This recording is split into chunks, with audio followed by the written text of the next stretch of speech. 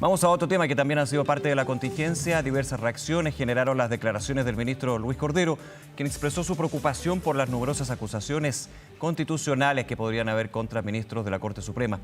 Algunos parlamentarios consideran que estas acciones pueden llegar a ser contraproducentes, mientras que desde la oposición cuestionaron al ministro Cordero y lo llamaron a aclarar sus dichos y no inmiscuirse en las facultades del Legislativo. Vamos a conversar sobre este tema. Estamos ya en contacto con el diputado y jefe de bancada del PPD, Jaime Araya. Diputado, gracias por acompañarnos. ¿Cómo le va? Muy buenos días, Nicolás. Muchas gracias por este contacto. Diputado, ¿se inmiscuye, se entromete el ministro Cordero apuntando a esta preocupación de él y entiendo también del gobierno con respecto a las eventuales acusaciones constitucionales contra ministros y ministras de la Corte Suprema? Mire, yo diría lo siguiente, Nicolás. Yo venía viajando anoche a Antofagasta y una persona en el aeropuerto me manifestó su opinión que me parece bien atendible. Todos tenemos derecho a opinar, pero lo que no puede hacer el ministro Cordero es hacerlo en los términos que él ha hecho porque es ministro de Justicia. Y se lo quiero poner bien en concreto. Nosotros estábamos acostumbrados a un ministro de Justicia que aportaba tranquilidad, prudencia en momentos de una crisis bastante compleja. Entonces la pregunta es, ¿qué pasó que hoy día el ministro Cordero, que primero se junta con la ministra Vivanco a cenar? Segundo, que cuando él sale a emplazar a la familia Hermosilla a su forma de litigar y las cosas que hacían, cuando es emplazado por Juan Pablo Hermosilla termina pidiendo disculpas. Y lo tercero, que es lo más extraño, pretende nombrar en estos días ministros de Corte Suprema en plena crisis con un sistema que todos sabemos que no aguanta más. Entonces la pregunta es, ¿dónde está el ministro Cordero que nosotros conocíamos? Porque cuando él dice que le preocupa que la acusación constitucional se haga en tiempo electoral, dígame usted, Nicolás, y la gente que nos está viendo, ¿cuándo no hemos tenido tiempo electoral en el último gobierno? Sí, claro. Entonces, él no puede plantear las cosas en ese tema porque lo que alguien podría mal suponer es que el ministro está de alguna forma preocupado porque se entablen las acusaciones constitucionales, que es lo mínimo que podemos hacer como una reacción concreta frente a esta crisis. Permítame hacer el contrachequeo, creo que son tres puntos bien atendibles, que son parte también de la discusión en lo que tiene que ver con la figura del ministro Cordero, pero para hacer el contrachequeo que creo que es relevante para seguir conversando en eso. Está claro, comida que efectivamente tuvo el ministro Cordero con la ministra Vivanco, pero en términos de que es algo habitual y que sucede, digamos. Obviamente ahí, evidentemente, lo que se habla, ¿no?, entre un ministro de la Corte Suprema y el ministro de Justicia puede ser en una reunión social y evidentemente habrá que ver lo que se comente en más detalle. Ahora, el tema del nombramiento de Supremos viene de antes. Viene de antes de que se destapara todo este tema del caso Audio y entiendo que el segundo punto, no recuerdo muy bien lo que había señalado usted. Lo de Hermosilla, cuando él emite dicho bastante con respecto de Hermosilla, sí, claro, el ministro inmediatamente se desdice. Se desdice o sea, él fue muy duro, sí. ¿Cómo y después que Hermosilla le dice, ministro, ¿se acuerda dónde trabajaba usted? ¿Se acuerda cómo resolvió los problemas? E inmediatamente el ministro retrocede en sus dichos. Retrocede y baja, digamos. Y yo le quiero insistir en el tema de los nombramientos, porque esa urgencia ha sido renovada hace poco. Fue renovada, entiendo que el 2 o 3 de septiembre, ya cuando esto ya claramente había estallado y era de dominio público, que este sistema no aguanta más. Y es más, Nicolás, quiero ser súper preciso. La diputada Camila Musante presentó en el mes de mayo un proyecto de reforma al sistema de nombramiento de jueces. Nosotros tuvimos una reunión donde estuvo el ministro, estuvo la presidenta de la Cámara de Diputados. Después lo fuimos a presentar al presidente de la Corte Suprema porque es una necesidad y es sabido por todo el mundo que este sistema no da para más. Entonces, no es algo que hicimos con ocasión precisamente de lo que ha pasado, que ya es francamente escandaloso en los últimos días. Por lo tanto, yo quiero insistir en este punto. Nosotros tenemos una grave crisis, los parlamentarios, y además, eso de las cosas que no se entiende. Logramos un acuerdo, el oficialismo, más la democracia cristiana, de presentar indiscutiblemente la acusación contra la ministra Vivanco a la brevedad posible, trabajar aceleradamente. Sí. Además, vamos a respaldar la acusación que va a presentar la democracia cristiana contra el ministro Matus. Esa se va a presentar el día 23 de septiembre. Entonces, la verdad de las cosas es una evidente falta de coordinación. Es una evidente, perdón, Nicolás, es una evidente falta de coordinación entre el ministro de Justicia de este gobierno con las fuerzas del oficialismo.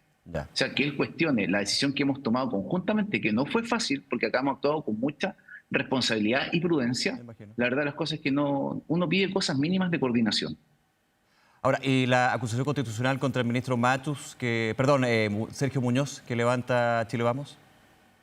Porque de hecho, es lo que, de alguna manera, entre líneas, es lo que apunta el ministro Cordero, de doblar las apuestas en periodo electoral, de si tú vas a acusar a un ministro o ministra, acusemos al otro entonces. Finalmente terminamos, de hecho hasta suena el ministro Mario Carroza, o sea, esto va escalando, uno vería desde afuera. Yo lo que le diría a la gente que no está viendo, que tenga la tranquilidad que las acusaciones van a ser votadas en su mérito, porque además no hay que perderse. La Cámara, para decirlo en sencillo, ve la admisibilidad y la procedencia de la acusación, pero quien define efectivamente si se configuran o no se configuran las causales para que salgan definitivamente los cargos es el Senado. Por Claro, lo tanto, nosotros actúan en como eso vamos a jueces. actuar con la flexibilidad para decir, mire, sabe que hay antecedentes razonables y por lo menos lo que hemos conocido en prensa respecto de la ministra Vivanco y el ministro Matus es absolutamente razonable que sean sometidos al juicio que tiene que emitir como jurado el Senado de la República. ¿No ha sido una acusación constitucional contra el ministro Sergio Muñoz? Yo no conozco los antecedentes del ministro Muñoz, por lo tanto, y quiero decirlo con toda tranquilidad, o sea, si hay antecedentes suficientes de lo que hemos visto, no hay ningún problema. Yo en esto quiero decirlo con mucha claridad. Nosotros tenemos que actuar con responsabilidad, pero también con firmeza, Nicolás, porque lo que está pasando no aguanta que uno mire para el techo, no aguanta que nos hagamos los locos, y menos que nosotros acá digamos, ¿saben qué? Las cosas hay que hacer como que estamos cambiando algo para que todo siga igual. Y por eso nuestra insistencia al ministro Cordero a que retire las urgencias para el nombramiento que pretende hacer y que reformemos el sistema, porque este sistema de nombramiento, que no es solo respecto a los supremos, Sí, tiene que ver sí, respecto sí, de notarios sí, claro. conservadores, jueces Amplio. de las Cortes, fiscal nacional también es un tema que hay que resolver. Por lo tanto, tenemos que dar un sistema que tenga garantía al país, porque lo quiero decir de manera muy cruda. De lo que yo podía formarme convicción de la ministra de Banco, que aparentemente serían hechos constitutivos de delito. ¿Qué garantía tengo yo que fue solo respecto de esos hechos y no hechos, por ejemplo, asociados al narcotráfico? O sea, hoy día uno tiene la legítima duda respecto, por ejemplo, a lo que pasó en Ovalle. O sea, ¿fue efectivamente descriterio judicial o habían otras razones? Por Pero lo eso de es muy Valle fue un importante tener juez, una no reforma. estuvo la Corte Suprema ahí o la ministra de Por Banco eso estoy directamente diciendo, involucrada. ¿qué es Ah, lo usted que lo yo dice como digo? O sea, sistema. como sistémico, Para porque acá hay un aclararlo problema ya, es que se sistémico. entendió como que era la ministra Sí. Vivanco que hubiera tenido que ver No, con eso. no. Okay. Esto es un problema sistémico. Sí, Si sí, esto no empieza y termina en Vivanco y Matus. O sea, yo creo que perfecto. si alguien está pensando que eso es todo, yo creo que está profundamente equivocado. Y yo quiero insistir con el punto, Nicolás.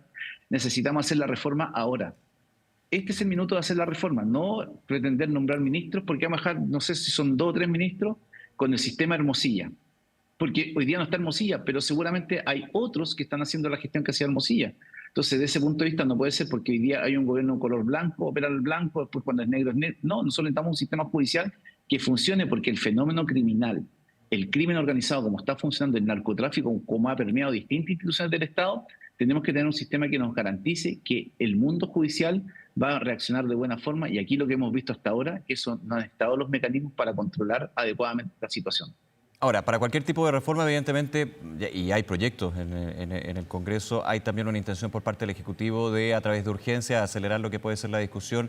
El interlocutor aquí va a ser el ministro de Justicia, Luis Cordero. ¿Usted cree que con la última crítica, o por lo menos el llamado a la conciencia del Legislativo, sin inmiscuirse en su capacidad fiscalizadora, de hecho lo dijo en esa entrevista el ministro Cordero, pierde de alguna manera un poder de interlocución con el Ejecutivo en este tipo de proyectos? Bajo ningún punto de vista. Ya. Yo en eso quiero decir, hay gente, a veces uno tiene acierto, Usted lo divide, digamos. Divide No, agua. absolutamente. Okay. Aquí hay una cosa que es muy importante, que es que nosotros tenemos que, en un momento de mucha fragilidad institucional, ser capaces de tener ciertos consensos básicos como sociedad, tenemos que tener ciertos consensos básicos en el Parlamento, que lo que está en juego es la institucionalidad, que es la única capacidad de respuesta que tenemos frente al crimen organizado, al narcotráfico. Y lo quiero decir con mucha claridad. Esto que puede ser muy triste, muy decepcionante, si uno lo mira en perspectiva, tiene una cosa que hay que reconocer. En este contexto, la Fiscalía fue capaz de poner tras las rejas al director nacional de la Policía de Investigaciones en ejercicio. El abogado más influyente que todo el mundo apostaba que estar en libertad, hoy día está privado de libertad. Tenemos una ministra con cuaderno de remoción y suspendida inmediatamente. Entonces, uno, ¿qué es lo que ve? Que a pesar de lo triste que es esto, lo decepcionante, nuestra institucionalidad funciona y tiene la fortaleza para resistir estos hechos y nosotros esperamos que esto, que naturalmente, como lo que se ha podido anticipar, va a ir escalando en gravedad, tengamos la capacidad de resolverlo institucionalmente y eso no es algo que pueda decir cualquier país de América Latina y del mundo en general. Yo no recuerdo que algún país haya tenido esta situación y la haya resuelto de esta forma. Generalmente los países echan toda la basura bajo la alfombra y la corrupción campea. Por lo tanto, aquellos que dicen que Chile se jodió, que Chile está perdido, que es un país corrupto, bueno, explíqueme entonces cómo director nacional de la PDI, ministro de la Corte Suprema, el abogado más influyente detrás de este tipo de situaciones, hoy día tras las rejas, la ministra con cuaderno de remoción y suspendida. Eso habla de la fortaleza institucional y que la mayoría de la gente que está en el sistema es gente que quiere que esto se haga de buena forma, que Claro. evidentemente se respeten las garantías de los imputados, de los implicados, pero que se actúe con firmeza. Y yo creo que nadie podría negar razonablemente en Chile que aquí hay una red de protección, que efectivamente han existido esfuerzos por echarle tierra a este caso, sin duda, que han existido esfuerzos por presionar para que no se hagan las acusaciones constitucionales, también es cierto, pero lo que tenemos es certeza de por lo menos un grupo de parlamentarios del oficialismo, la unanimidad de todas las bancadas de la coalición de gobierno, más la democracia cristiana. Vamos a presentar la acusación constitucional contra la ministra Bianco, contra el ministro Matus, y yo, a título personal, y como lo hemos conversado en la bancada, vamos a evaluar cada una de las acusaciones constitucionales que se presenten, y si están los méritos, nosotros las vamos a acoger porque entendemos que tenemos que darle viabilidad para que el Senado se pueda pronunciar. Usted lo decía, ¿de dónde vienen las presiones para evitar levantar acusaciones constitucionales de este tipo? Yo creo que yo no quiero personalizar en nadie para no demonizar a una persona en particular, pero sí yo por lo menos he recibido llamadas de gente que dicen, véanlo con mucha prudencia, esta cuestión puede tener consecuencias posteriori. Piense usted que la diputada Camila Musante presentó una querella de tráfico de influencia que costó mucho que se acogiera a trámite. Se acoge a trámite y a los pocos días, bueno, la diputada tuvo que hacer una denuncia y nosotros la acompañamos en esa denuncia por amenazas. Y amenazas reales. No, o sea, de hecho, las cosas que le pasaron, uno evidentemente no las puede contar en medios de comunicación, pero yo le aconsejé personalmente que ella tenía que hacer la denuncia en la Fiscalía y que había que pedir medidas de protección porque eran cuestiones absolutamente extrañas. Entonces, cuando una diputada presenta una querella y recibe amenazas concretas, la verdad las cosas que estamos hablando de algo en serio. Y además quiero aprovechar de decirle, Nicolás, el diputado Cristian Tapia, de nuestra bancada, que es diputado de Vallenar, nos ha invitado a que presentemos una querella en el caso de la muñeca bielorrusa. Porque lo que pasó ahí, francamente, es una defraudación al fisco de Chile, son 20 millones de dólares. El diputado Cristian Tapia en esto ha sido tremendamente activo, lo había planteado cuando se estaba discutiendo este tema. De hecho, lo que gatilla este problema básicamente fue la muerte del trabajador que Cristian denunció en su oportunidad y que era incomprensible lo que había pasado. Entonces, imagínense, con la muerte de un trabajador termina haciendo un negocio.